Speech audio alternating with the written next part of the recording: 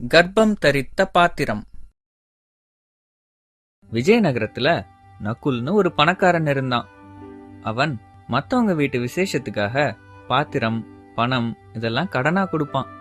அவன் ரொம்ப பேராசக்காரன். ஏழைகளை ஏமாத்தி பணம் வாங்கினான். ஒரு தடவை கடனா வாங்கின பாத்திரங்களை திருப்பி கொடுக்க ஒருத்தர் வந்தாரு.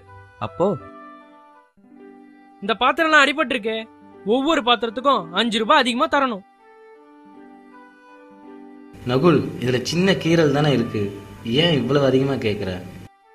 இந்த பாத்திரத்தை சரி செய்யத்தான் பணம் கேக்குறேன். சீக்கிரம் கொடு. பாத்திர விலையோட அதிகமா கேக்குறிய, இது சரியில்லை. ரொம்ப நொந்து போய் எல்லாரும் ராமன் கிட்ட போனாங்க.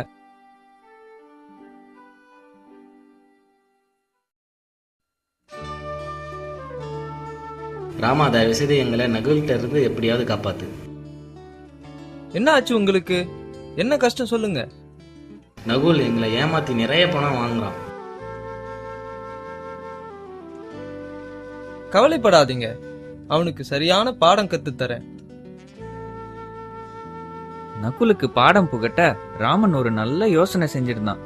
நகுல் வீட்ல, எங்க வீட்ல ஒரு விசேஷம் இருக்கு, எனக்கு 2 பாத்திரம் கடனா தர்றீங்களா? இந்தா, இந்த பாத்திரத்தை எடுத்துக்கோ, 2 நாள்ல திருப்பி கொடுத்துடணும். அதுக்கு 10 ரூபாய் தரணும். 2 நாளைக்கு அப்புறம் அந்த பாத்திரங்களை திருப்பி கொடுக்க ராமன் நகுல் வீட்டுக்கு போனான். கூடவே 2 சின்ன பாத்திரங்களையும் எடுத்துட்டு போனான். நகுல், இந்தா உன்னோட பாத்திரமும் பணமும். என்ன இது? ஏன் இந்த சின்ன பாத்திரங்களை என்கிட்ட தர? அது என்னோடது இல்லையே. நகுல், நீ பாத்திரங்களை எங்கிட்ட கொடுக்கும்போது அது கர்ப்பமா இருந்தது. அதுங்க போட்ட குட்டிங்க தான் இது. சின்ன பாத்திரங்களும் உன்னோடது தான், நீ கண்டிப்பா எடுத்துக்கணும். பேராசக்கார நகுல் அந்த பாத்திரங்களை எடுத்துக்கிட்டான்.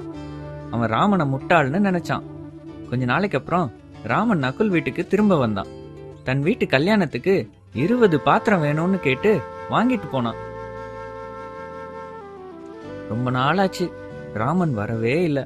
நகுல் ராமன் வீட்டுக்கு போனான். ராமா, என்கிட்ட வாங்கின பாத்திரம்லாம் எங்க? ஓ, அதுவா? நீ கொடுத்த பாத்திரங்க கர்ப்பமா இருந்தது.